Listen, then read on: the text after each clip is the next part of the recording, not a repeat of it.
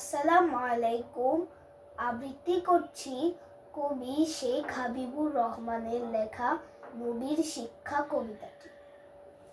3 দিন হতে খাইতে না পাই, নাই কিছু মোর ঘরে, দাঁড়া পরিবার বাড়িতে আমার, উপোস করিয়া মরে।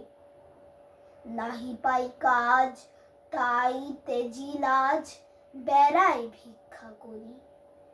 হে দয়াল নবী, দাও কিছু মোরে, নাহিলে পরাণে মরি। আরবের নবী, করুণার ছবি, ভিখারির পানে চাহি, কোমল কণ্ঠে কহিল, তোমার ঘরে কি কিছুই নাহি? বলিল সে, আছে শুধু মোর কম্বল একখানি। কহিলেন রাসূল, যাও এক্ষুনি গিয়ে দাও তাহা মোরে আনি।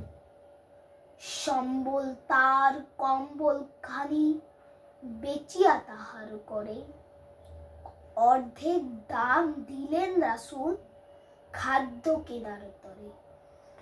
বাকি টাকা দিয়া কিনিয়া কুঠার, হাতর লাগায় নিজে। কহিলেন যাও কাঠ কেটে খাও, দেখো খোদা করে কি যে। সেদিন হইতে শ্রম সাধনায় ঢালিল ভিখারির প্রাণ, বনের কাষ্ঠ বাজারে বেচিয়া দিন করে গুজরান। অভাব তাহার রইল না আর, হইল সে সুখী ভবে। নবীর শিক্ষা করো না ভিক্ষা, মেহনত করো সবে। ধন্যবাদ।